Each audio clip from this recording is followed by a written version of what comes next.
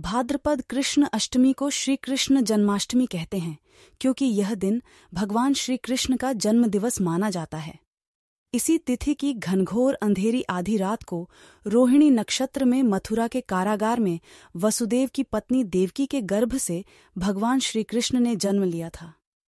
यह तिथि उसी शुभ घटदीहि की याद दिलाती है और सारे देश में बड़ी ही धूमधाम से मनाई जाती है। जन्माष्टमी के दिन भगवान श्री कृष्ण की जन्म संबंधी कथा भी सुनते सुनाते हैं, जो इस प्रकार है। द्वापर युग में भोजवंशी राजा उग्रसेन मथुरा में राज्य करता था।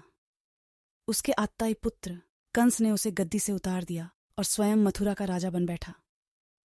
कंस की एक बहन देवकी थी, जिसका विवाह वसुदेव नामक यदुवंशी सरदार से हुआ था। एक समय कंस अपनी बहन देवकी को उसकी ससुराल पहुंचाने जा रहा था। रास्ते में आकाशवाणी हुई, हे कंस, जिस देवकी को तू बड़े प्रेम से ले जा रहा है, उसी में तेरा काल बसता है। इसी के गर्भ से उत्पन्न 8वां बालक तेरा वध करेगा। यह सुनकर कंस वसुदेव को मारने के लिए उद्यत हुआ। तब देवकी ने उससे विनयपूर्वक कहा, मेरे गर्भ से जो संतान होगी उसे मैं तुम्हारे सामने ला दूंगी। बहनोई को मारने से क्या लाभ है। कंस ने देवकी की बात मान ली और मथुरा वापस चला आया। उसने वसुदेव और देवकी को कारागृह में डाल दिया। वसुदेव देवकी के एक एक करके 7 बच्चे हुए और 7 को जन्म लेते ही कंस ने मार डाला। अब 8वां बच्चा होने वाला था। कारागार में उन पर कड्ढे पहरे बैठा दिए गए। उसी समय नंद की पत्नी यशोदा को भी बच्चा होने वाला था। उन्होंने वसुदेव देवकी के दुखी जीवन को देख 8वें बच्चे की रक्षा का उपाय रचा।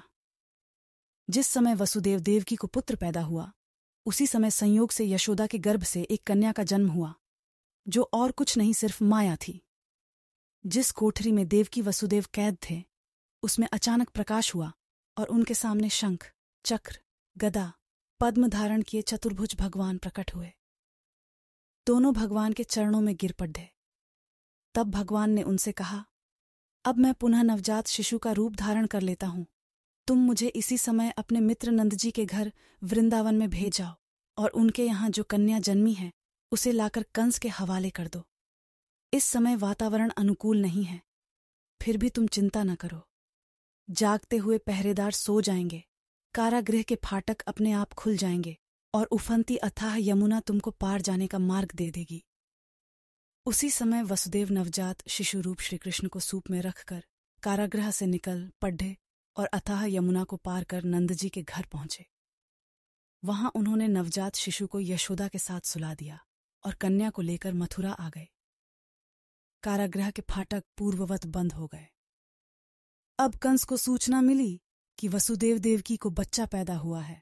उसने बंदी गृह में जाकर देवकी के हाथ से नवजात कन्या को छीनकर पृथ्वी पर पटक देना चाहा, परंतु वह कन्या आकाश में गई और वहां से कहा, अरे मूर्ख, मुझे मारने से क्या होगा। तुझे मारने वाला तो वृंदावन में जा पहुंचा है। वह जल्द ही तुझे तेरे पापों का दंड देगा। यह है कृष्ण जन्म की कथा।